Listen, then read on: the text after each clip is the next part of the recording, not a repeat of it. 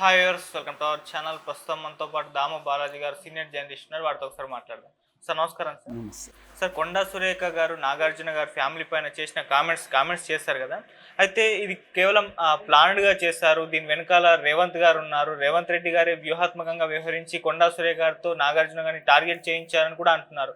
మరి రేవంత్ రెడ్డి గారు ఎందుకు పగబట్టారు నాగార్జున గారి పైన అంటే ఆయన జగన్ గారికి ప్రోగా ఉన్నారు. సో ఆయన గురువు గారు టీడీపీ మన చంద్రబాబు నాయుడు గారిని కాస్త సపోర్ట్ చేయడానికి ఇటువంటి వ్యూహాత్మకంగా వెళ్తున్నారని చెప్పేసి కూడా అంటున్నారు సార్. మరి ఈ యాంగిల్ కనిపిస్తుంది అంటారా సార్? ఖచ్చితంగా కనిపిస్తుంది. ఎందుకంటే కొండా సురేఖ ఇప్పటివరకు ఎవరూ చేయని అతి దారుణమైన కామెంట్స్ చేసింది. ఎందుకంటే ఒక నాగార్జున తర్వాత నాగ చైతన్య ఇద్దరూ కలిసి సమంతను కేటీఆర్ దగ్గరికి ఇలా పడుకోమన్నారు, కేటీఆర్ పంపించమన్నాడు. వీళ్ళిద్దరు కూడా ప్రెజర్ చేశారు. ఆ ప్రెజర్కి తట్టుకోలేక అమ్మాయి విడాకులు ఇచ్చేసింది అనేది ఆమె మాట్లాడింది. సో ఇది అత్యంత దారుణమైంది. ఏ రకమంగా సమర్థనీయం కాదు. అది అందరూ ఖండిస్తున్నారు. ఇప్పటివరకు సినిమా ఇండస్ట్రీ నుంచి చిరంజీవి కావచ్చు, జూనియర్ ఎన్టీఆర్ కావచ్చు, ఫస్ట్ అయితే ప్రకాష్ రాజ్ స్పందించాడు. ఇమ్మీడియట్గా దీనికి సిగ్గుందా అన్నట్టుగా ఆయన మాట్లాడాడు.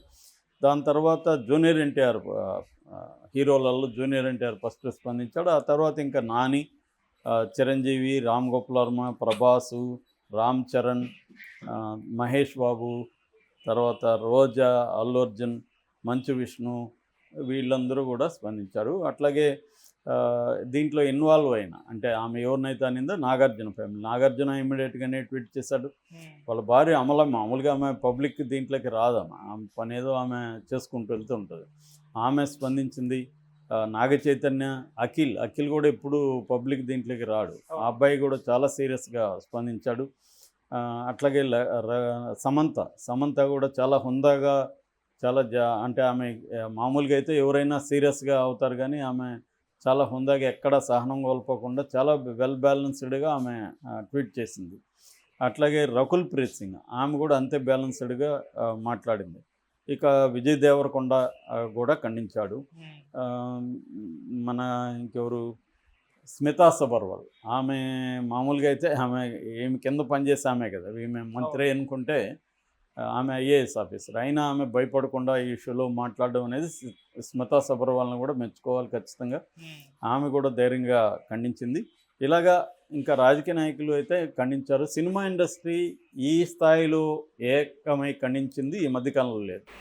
రెండవది, అందరి ఖండనలో కూడా ఒకటి కామన్ థ్రెడ్ కనబడుతుంది. అదేంటంటే ఇండస్ట్రీ జోలికి వస్తే మేము సహించము అనేది కూడా మాట్లాడారు. అంటే ఇది నాగార్జున పర్సనల్ ఇష్యూ కాకుండా ఇండస్ట్రీ యాంగిల్లో కూడా వీళ్ళు తీసుకున్నారు. వీళ్ళు ఇండస్ట్రీ యాంగిల్లో తీసుకోవడానికి కూడా ఇదొకటే ఇష్యూ కాదు. గత కొంతకాలంగా వాళ్ళు హర్ట్ అవుతున్నారు. జగన్ పీరియడ్లో నుంచి జగన్ కూడా ఇండస్ట్రీని తను గెలిచినప్పుడు ఎవరు సపోర్ట్ చేయలేదు, మొత్తం ఇండస్ట్రీ అంతా చంద్రబాబు వైపు ఉంది, వీళ్ళకి కొంత జలక్కివ్వాలి అనేది జగన్ కూడా అనుకొని కావాలనే టికెట్ రేట్లని పెంచుకోవడానికి పర్మిషన్ లేకుండా, స్పెషల్ షోలు వేయడానికి పర్మిషన్ లేకుండా ఇలాగ వేధించాడు. సో దాని తర్వాత వీళ్ళు వెళ్ళారు, అతని ఈగో సాటిస్ఫై అయింది, మొత్తానికి సమస్య పరిష్కారం అయింది. అక్కడి నుంచి కూడా ఇండస్ట్రీ కొంత హర్ట్ అవుతూ వస్తున్నారు. గతంలో కేసీఆర్ ఎప్పుడు వీళ్ళని సీరియస్గా పట్టించుకోలేదు, వదిలేశాడు. మంత్రులు కేటీఆర్ వాళ్ళు చూసుకుంటున్నారు.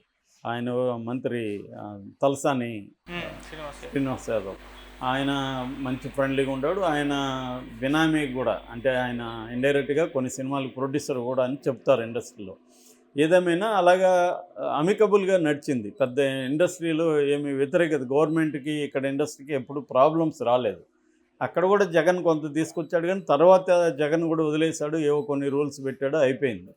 కానీ రేవంత్ రెడ్డి డే 1 నుంచి కూడా సినిమా ఇండస్ట్రీని టార్గెట్ చేసినట్టుగా మనకు కనబడుతుంది. ఫస్ట్ ఏమో గద్దర్ అవార్డ్స్ అన్నాడు. గద్దర్ అవార్డ్స్ అనౌన్స్ చేసే ముందు కనీసం కొంతమంది సినిమా వాళ్ళతో మాట్లాడడం ఇవేవి చేయలేదు ఆయన.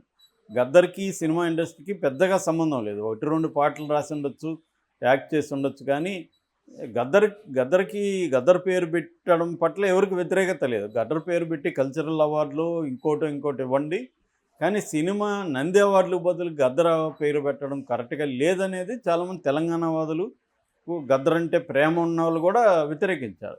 అంటే దీనికి అప్రోప్రియేట్ కాదని. కానీ ఆయన వినలేదు, ఎవరు రేవంత్ రెడ్డి.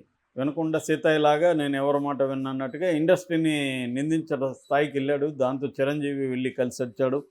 ఆ తర్వాత డ్రగ్స్ విషయంలో కూడా ఒక వార్నింగ్ లాంటిది ఇచ్చాడు. డ్రగ్స్ మీద కూడా మీరు ఒక డిస్క్లైమర్ లాగా వేయకపోతే మీ నేను అంతు చూస్తానన్నట్టుగా బెదిరించాడు. దాని తర్వాత ఫోన్ ట్యాపింగ్, అసలు ఈ ఇష్యూని ఫస్ట్ బయటికి తీసుకొచ్చిందే రేవంత్ రెడ్డి. ఏది సమంతకి కేటీఆర్కి మధ్య ఏదో ఉంది, కేటీఆర్ సమంత ఫోన్ని ట్యాప్ చేశాడు, అందులో విషయాలు వాళ్ళకి చెప్పాడు నాగార్జునకి, అందుకని ఆమె విడాకులు తీసుకుంది అన్న ఒక నెరేటివ్ని బయటికి తెచ్చింది ఎవరు? రేవంత్ రెడ్డి. అవును, ఆయన డైరెక్ట్గా తెచ్చాడా లేదా పక్కన పెడితే, ఫోన్ ట్యాపింగ్లో లీక్ చేస్తేనే కదా వచ్చింది, గవర్నమెంట్ లీక్ చేయకుండా అవి రావు కదా. సో ఈ నెరేటివ్ని తీసుకొచ్చింది ఒక రకంగా రేవంత్ రెడ్డే కదా ఫస్ట్. ఈయన్ను ఆమె ఎవరు రకుల్ రావు అని కూడా పేరు పెట్టింది ఎవరు? రేవంత్ రెడ్డి కేటీఆర్ని. అంటే రకుల్ ప్రీత్ సింగ్కి కేటీఆర్కి సంబంధం ఉందనే విషయాన్ని కూడా రేవంత్ రెడ్డి హైలైట్ చేశాడు. ఇలాగా రేవంత్ రెడ్డి సినిమా ఇండస్ట్రీకి వ్యతిరేకంగా తన రాజకీయ అవసరాల కోసం వాడుకుంటూ ఉండడం అనేది క్లియర్గా కనబడుతుంది. దాని తర్వాత కన్వెన్షన్ మీద అటాక్ చేయడం, చాలామంది ఆక్యుపై చేసుకున్నారని వాళ్ళే చెప్పారు. నేను అప్పుడు కూడా అడిగాను, కన్వెన్షన్ ఆక్యుపై చేసుకుంటే కొట్టడంలో తప్పు లేదు, కానీ ఒక ప్రయారిటీ లిస్ట్ ఏంటి, దేన్ని ఎప్పుడు కొడుతున్నారని అడిగాము. ఆ తర్వాత ఏ పెద్ద బడా ఆక్యుపైదారులకి ఎవరి దగ్గరికి వీళ్ళు వెళ్ళలేదు. కింది స్థాయికి వెళ్ళిపోయారు, middle class, lower middle class, poor వీళ్ళకి వెళ్ళిపోయారు. ఇది ఇప్పుడు మూసి చుట్టూ నడుస్తుంది రాజకీయం.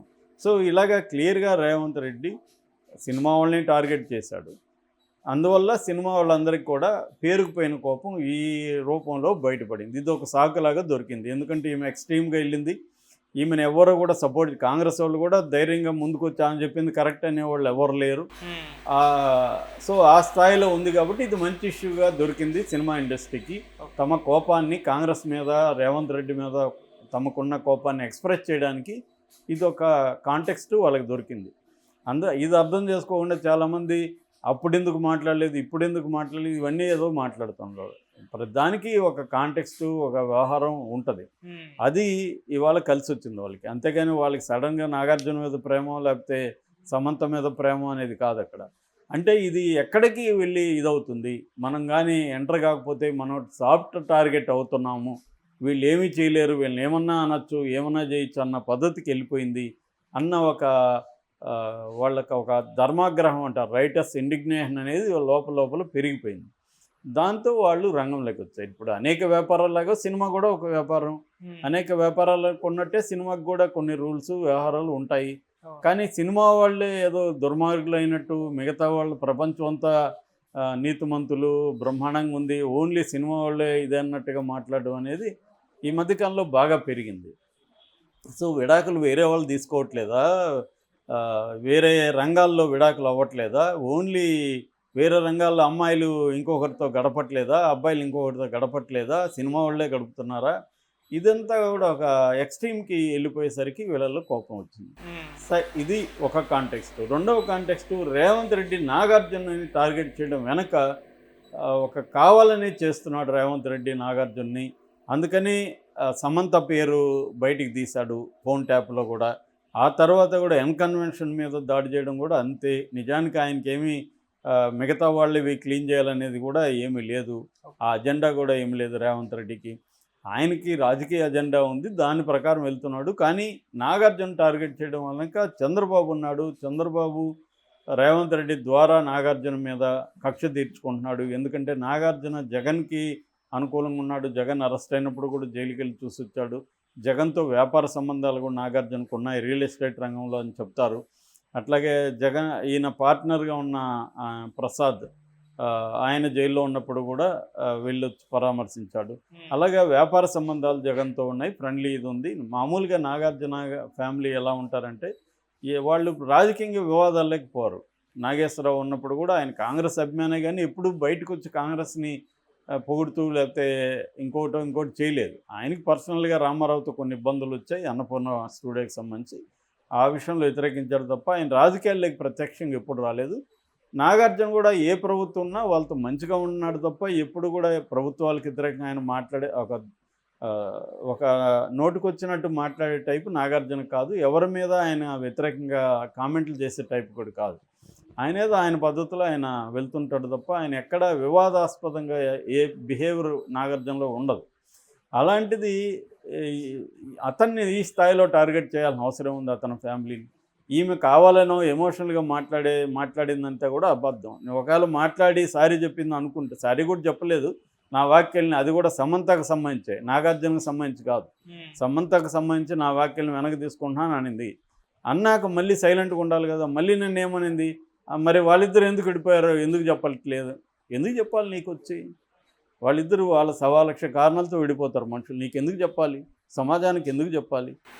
అది వాళ్ళ ప్రైవేట్ వ్యవహారం కదా. ఆ మాత్రం తెలియదు ఆమె. మళ్ళీ ఎందుకు అంటా ఉంది?